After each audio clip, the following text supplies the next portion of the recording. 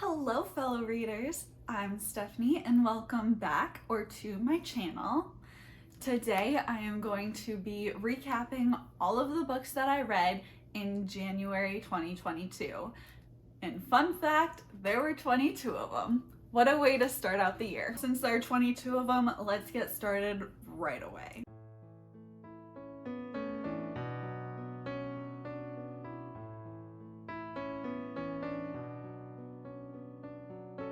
So the first book that I read in 2022 was Every Heart a Doorway. This book is basically about a boarding school where kids go when they've entered different realms and come back to the normal world. So a couple of examples of this could be like the kids who go to Narnia and then they come back into the real world, or Alice in Wonderland, falling into Wonderland and then coming back. So this is just a community that one of our main characters has put together to help kids get back into normal day life and cope with the loss of whatever world they went to. Now, this book was pretty short, but it packed a punch. This story was like nothing I've ever heard of before, and it was such an interesting concept. I enjoyed it so much. I love the world that was being built, and I know this is a long series, so there are plenty of stories that we're going to go into with this world, but it also did a great job at bringing in all these different aspects. Like, it was a murder mystery, it was like some magical realism, it was boarding school tropes. Not only is it fun, but it also has a very well balanced out darkness to it as well. So it was just entirely captivating. I feel like you fall in love with every single one of the characters. Like, they are so well built. We have some representation, but it didn't push that too hard as if that was their only characteristic. Overall, this was a great book, and I'm very excited to read the next books in this series. The second book I read was the graphic novel of The Kite Runner. And I have never read The Kite Runner, the original book, but from other people's reviews, I heard that it followed the story pretty well. And this is a story about two kids in Afghanistan. One is wealthier and the other one is the son of like a servant for the family. And they are really into this activity called kite running, or, you know, playing with kites. So that's where the name comes from. And this book just is all over the place. It absolutely drags you, and like the entire time I was reading it, I had like a pit in my stomach waiting for what was going to happen next. It was kind of surprising to see how much could happen in one book, especially like emotionally, and it was still like a pretty short like graphic novel. I don't know, I don't want to give like any spoilers about what happens in the book, even though it's a pretty famous book, so I'm sure a lot of people have read it, but literally it is just so emotional and like it drags you, but it was so good. And the artwork is good. I would definitely suggest looking at any trigger warnings before you read this book, because it does go into a lot of different topics. But if you are capable of reading this book, I would highly suggest it. It is like nothing else that I've ever read. Now I am definitely interested in reading the like full book as well, just to delve even deeper into some of the topics and the story that was brought up in the graphic novel. The next book I read was One Last Stop. This book is a sapphic love story about a girl who actually falls in love with this girl from the past who is stuck on the subway. Now, when I first picked up the book, just that description seemed so dumb to me. But in actually reading it, I enjoyed it. I feel like the romance itself was a bit iffy to me. I just like didn't get to the point where I was like, I would die for this couple. So I know that's a bit extreme, but like that's how I want to feel. And I don't think I necessarily got to that level. So it definitely wasn't a bad romance, but it just didn't get me there. It's also very PDA heavy. However, some of the things that I really loved about the book is there is this little bit of mystery. Like her mother was always really into like this cold case and like helping with detective work, and so our main character kind of falls into that as well, and I found that very interesting. And there's this whole subplot about her uncle basically and like what happened to him, so I enjoyed that.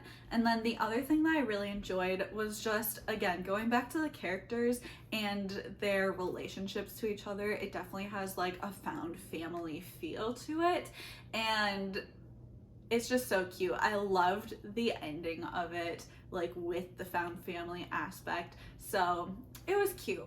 Overall, I gave it a 3.75. The next book that I read was If the Shoe Fits. And have you ever wanted to see Cinderella on The Bachelor? Because if so, this is your book. Not only that, but our main character, who is Cinderella, is plus size. So this book gave me very much like One to Watch vibes, which is also about a plus size woman becoming the Bachelorette, basically. So a little bit different, but you know, if you enjoyed one, you're gonna enjoy the other pretty much. The whole story revolves around our main character who loves shoes, which makes sense for Cinderella since, you know, the glass slipper. One thing that I really appreciate about this book is they made her such a strong character, and she's like willing to stand up and like speak out about, you know, the industry and there not being enough sizes, and just like trying to make the world more inclusive, especially the fashion industry. And so I thought that was really well done. I know there was one point that like really stood out to me where she has kind of this internal monologue about there not being enough sizes in the fashion industry and stuff like that. And to me, it didn't come off as lectury. It just came off as like, this is something she's really passionate about. So I thought that was a really good way for like the author to get across, you know, the lessons and the points that she wanted to come off without being super lectury or like taking you out of the story to be able to do that. I also appreciated in the first part of the book, they actually meet the two main characters on a plane before they even get to the show and filming. And so just that like meeting them beforehand just had let me have more faith in Henry as a character, and like that his feelings were actually true because he'd been like treating her with respect and like seeming to be interested in her from the beginning, and it wasn't just like a big thing for the show. Overall, similar to One to Watch, I'm a hoe for some Bachelor, Bachelorette type of books. So I ended up reading a 4.25. The next book that I read was Lady's Formula for Love, and I am actually going to be reviewing this in more depth in another video, so I don't want to give too many spoilers. But if you enjoy I'm trying to think, the League of Extraordinary Women series is what I think it's called, as like Bringing Down the Duke, like A Portrait for a Scotsman, like those types of books. If you enjoyed those, I think you enjoy these. They gave me the same vibe. It's like feminist, but in, you know, old England type of book, but also a romance. So I think they were very comparable in my mind, at least. So would suggest that, and keep your eye out for this in more depth later. The next book that I read was The Night Swim, and this was so good. It's definitely a deep, like, not lighthearted story. This book is basically about a lady who runs a true crime podcast, and she goes to this little city where there is a trial going to be starting in court. It's basically about a rape case that occurred, and it's going to go through the entire trial of that rape case, and she's going to report on it in real time. And so that's one part of the story. The second part of the story is, because she is a podcaster, you get to see her podcasts and stuff like that as well. So that's the second kind of timeline. And then the third one is actually, there's this girl from this town who wants the podcaster to investigate her sister's death and rape as well. So it revolves a lot around rape, so definitely protect yourself first. If you feel comfortable reading this book, it was a very good read, but also just be cautious going into it. I really actually enjoyed flipping through these 3 different timelines and how well it was brought together. If you listen to the audiobook, which I did listen to the audiobook and read it physically, but if you listen to it, like, they also have like some music in there for her podcast. I feel like she gets this like a little bit different like podcaster voice versus when she's just reading the regular text. So that's interesting. One thing that I really appreciate about this book is that it did a great example at showing how tolling this entire process is, because you're like in the court with them, you're going through all the steps, and it just like makes it so evident how hard it is to go through this process. There were so many just like quotes that I loved from this book that evident how this process is. For example, I'll give you a couple. So we have this unfair disparity in rape cases where the victim gets, let's call it what it is, violated twice. The first time in the attack, the second time in court. But I'd like to also say that I feel like it's more than twice. Like, she mentions that at the time of the attack and then in the courtroom, but let's also discuss all of the interrogations that she has to go through with the report or the police or reporters. Let's talk about the, rape kits and going through that entire process. Like, it's not just being violated twice. It's like ongoing and ongoing and ongoing. Yeah. And like, I know later in the book or somewhere else in the book, hi Maggie, thanks for coming and supporting me. Hi Maggie. And I know they talk quite a bit about the rape kits as well, so it's not like they don't discuss that, but hi Maggie. Hi. Yeah. But just, if you're gonna cherry pick that quote, then I would just like to note that it's definitely more than twice. It's such a good book if it's something that you can handle reading. So I ended up giving it a 4.25. The next book I read was It Ends With Us. I'm gonna give more of a recap and my opinions on it in another video that's coming up shortly, but I just want to put it out there that this is a very like heavy topics in a book, so definitely look up trigger warnings before reading this book. Not only did I read It Ends With Us, but the next book I read was actually Ugly Love, which again, I'm sure you can see a theme here. You're gonna be figuring out the video, but I'll be talking about that one later. The next book I read was Remedial Rocket Science, which I actually, again, read for another book or another video. So I'll discuss it more in depth later. But this book is basically about a girl who is into computer stuff, like coding, IT stuff. I know nothing about it, but that's what it's about. And it's a romance. So she actually has this history with the son of the CEO. So it's all about that. And like I mentioned, I will be discussing it more in depth in my video later, but there's a little preview. After that, I read Maybe Someday. Again, another Colleen Hoover book. Sure you see where this is going.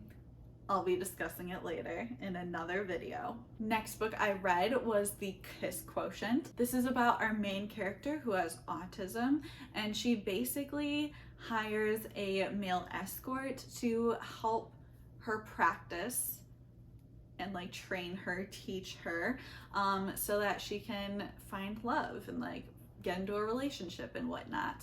And this book was pretty good. I actually really enjoyed our main characters, and I enjoyed the like romance of theirs that they had.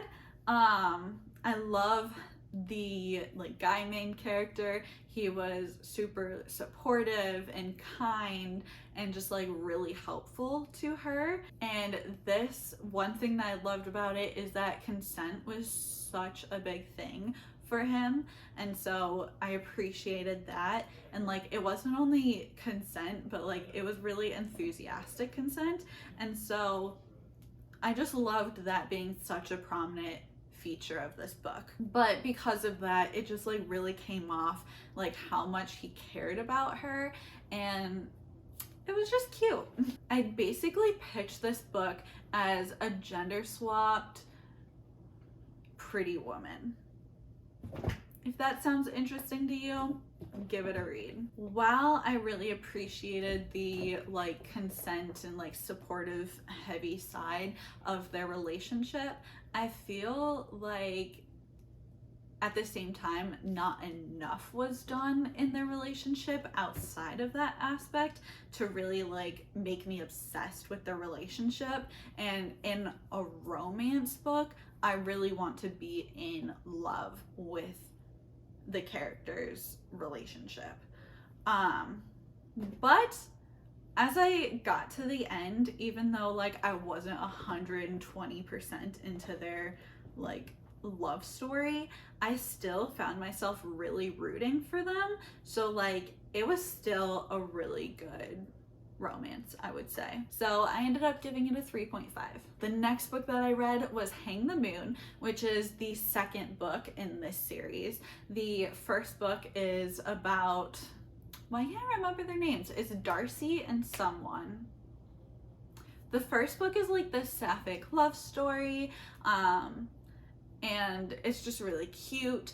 And this second book is about the brother of one of our main characters in the first book.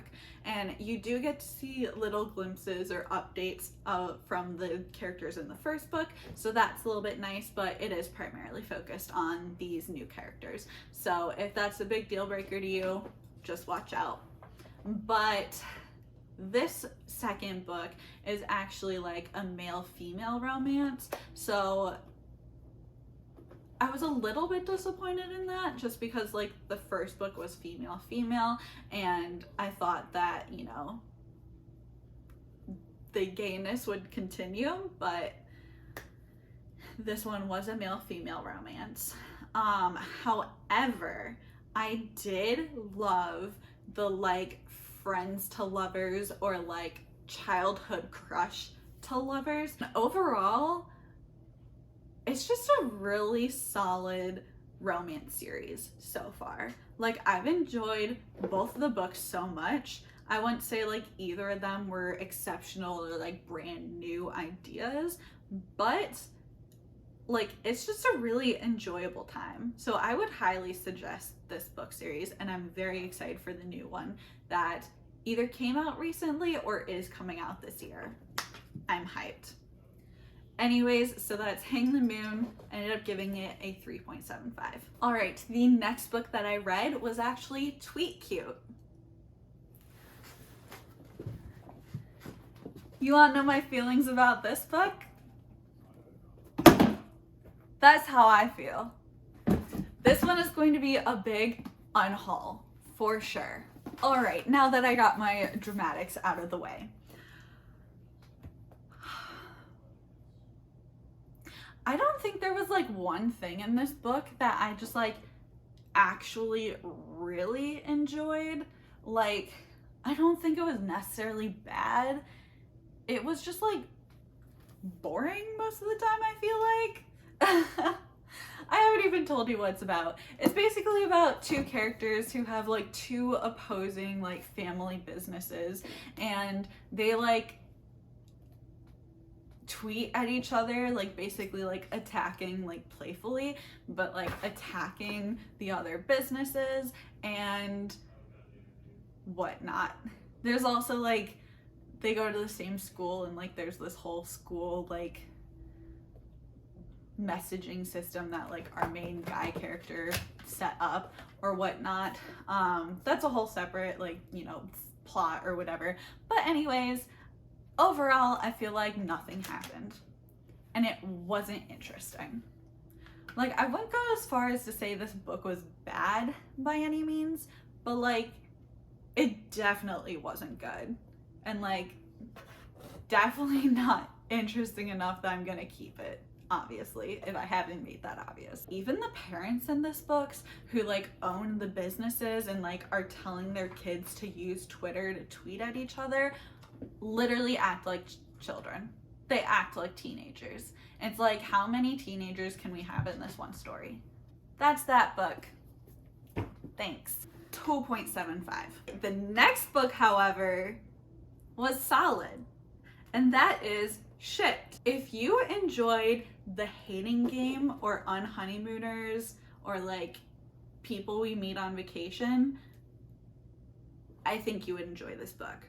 This book to me was literally just like a mesh of all those books. It's about our two main characters who are marketing people, and they're basically in this competition on this cruise boat to get a promotion.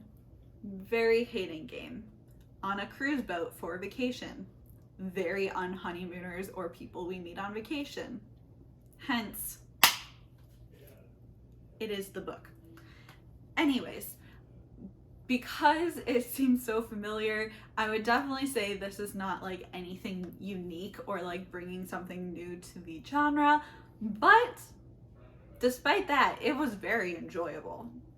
So I gave it a 3.75. The next book I read was A Court of Solar Flames.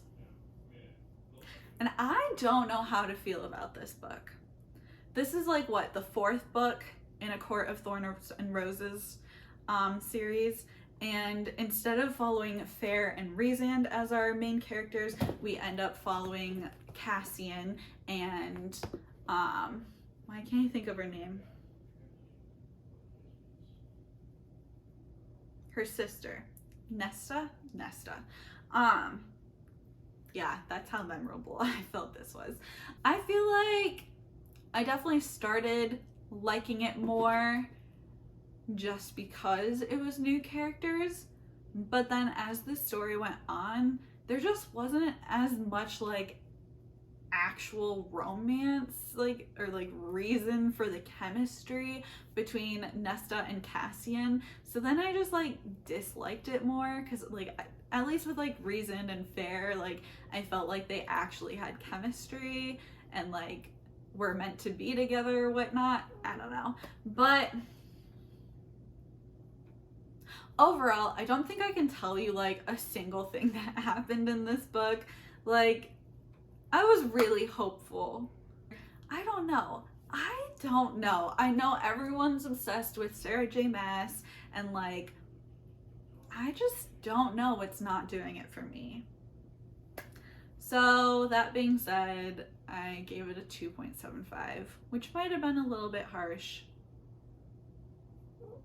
but we'll see. The next book I read was Endgame: The Calling, which I actually pulled for my TBR Tarot for the month. I don't think I've been mentioning that for any books previous to this, if there were any. Oh, The Night Swim definitely was a TBR Tarot. I think The Lady's Guide to Love and like whatnot, that book was also. Anyways, check out that video if you actually want to see what I read for the month for the TBR Tarot. But I did complete them all. Anyways, so this book was for that. Trying to decide what I want to say about this book. This book is basically about 12 kids from like 12 different historical family lines. And the world's starting to end or whatnot, and so they're put into this competition, and they're basically trying to find these keys before the other characters and like, I don't know, choose who they're going to save from the world. Right. Okay, as I mentioned in the TBR Tarot video, and I didn't realize this was actually a thing, but like a lot of people were talking about it in like on Goodreads, so it must have been pitched as like very similar to the Hunger Games as well, but it was nothing like the Hunger Games. Like, the way I think I put it was the Hunger Games had charisma. This book did not. I mean, there were things that I appreciated about the book, like how the characters were from all over the world, so you got some like good diversity and like people who are good at different things and whatnot. But overall, like I mentioned, it didn't have the charisma, like an ounce of the charisma that Hunger Games had. I feel like the book was so long and it definitely wasn't worth it. Like, I spent most of the time either being like confused or bored. Also, I went into this book feeling like, oh, it's gonna be dystopian, but like, I feel like it gave me more apocalypse vibes than dystopian vibes, so I definitely wouldn't say this was like dystopian at all, versus the Hunger Games that I feel definitely was. I guess like the one thing that I appreciate about the book was that while you're reading the book, there's like this whole separate puzzle going on, and you can actually like go online and like try to solve this puzzle. And like, I'll start by saying I'm too dumb for that, but I would just say skip reading the entire book and like go on YouTube and watch someone else solve the puzzle instead, because like I did that, and like granted it was like, I don't know, a 20, 30, maybe 40-minute video, but it was more interesting than the book, and like I wasn't gonna solve all that stuff from the book anyways, so I'd say skip the book, just go watch that video or something if you're even interested in it. Anyways, I gave it a 3.0, and I think it probably would have been less if I didn't like watch the video of the game being completed. Next book I read though was a very captivating story, and that is Verity by Colleen Hoover. I know you know what I'm gonna say. I'm gonna be reviewing this in another video, so sorry not sorry. Go watch that video when it's up. But yeah, super good. Really enjoyed my time with this book, so figure out why later. The next two books that I read were The Heir and The Crown, which were the 4th and 5th books in like the Selection series. And this series, I guess like a brief recap of it, it's kind of like The Bachelor, but like princes and princesses, and in like this future realm or something. I don't know. It's in a court, whatnot. So that's that. I'm sure if you've heard of these books, you already know what they're about, because like they're from my childhood, like a while ago. And so these two books are actually following our main characters from the first three books, their daughter, who is the oldest child, going to be the queen someday. And I thought personally they were pretty comparable to the first three books. I know I've seen other people complain that like they just forget about these two books and they're like, I'm just gonna think of it as a trio, forget about these books because they're so bad. But to me, I don't know, I thought they were comparable. I would say overall, it was a fun story. It was good. It was just like a nice light read. So like if you're looking for something just fun, like pick it up. It's a good book. Or I know one common complaint was like our main character's kind of like a spoiled brat at the beginning of the book, but that definitely gets better in the second book and like her preparing to like actually take the crown and reign. Hi Mickey. And whatnot. So I don't know. Like I said, I really enjoyed them. I think I gave them a 3.25 for Heir and then a 3.5 for Crown. The next book I read was Reminders of Him, which is Colleen Hoover's most recent release. And like, this book was so good. This might be my favorite book from the month. I don't know. I'd have to think a little bit more about that, but like it was definitely like top 2 or 3. So similar to the other books, you'll have to check out my next video. Not the next video, but a video later this month to see my in-depth review about it. But like, I would suggest it was a good book. The next book I read was House of Salt and Sorrow, and this book was interesting. I don't know entirely how I feel about it. This book is about 12 sisters and they are slowly starting to die, but like no one knows why they're dying. And so I picked it up and I was like, okay, this is gonna be interesting. It's gonna be a great book.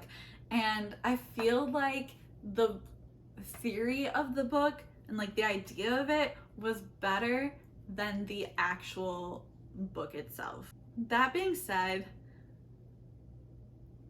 I did give it a 3.75, so like it wasn't bad by any means. I would definitely try another book from this author and like happily try another book from this author. But like this one, I think specifically, just like didn't hit all the marks for me. Number 22, the last book I read is A Deadly Affair, which this book is one of the books that I chose for my TBR tarot. The last one that I read, literally January 31st, I was like, I need to finish this so I complete my TBR tarot. I did, because it was January 31st, kind of like sit down and just binge the entire book. And I don't think that was the right approach for this book. I think I would have enjoyed it more if I kind of took it day by day and like read one of the short stories per day. Because basically this book is a compilation of like 12, 13 different short stories that all revolve around the theme of love. Overall, I really enjoyed this book. I love that it was focused on love, but it was focused on the darker sides of love, such as like jealousy or infidelity, like unrequited love, all of those kind of like darker themes to love. And I really enjoyed that. So yeah, like I mentioned, I gave it 4.0, thought it was pretty good. Definitely was excited for it to come out, and it did not disappoint. So those were all the books that I read in January of 22. Overall, I'm pretty happy with the reading that I did this month. Obviously, there were some flops, but there were also some really great books, and I'm very excited to talk about some of my favorite books later in the month in some of my later videos. For now, if you like this video, then please like and subscribe down below, and let me know what your favorite book that you read in January was. because I am so interested to see what everyone else was reading. And until next time, keep reading.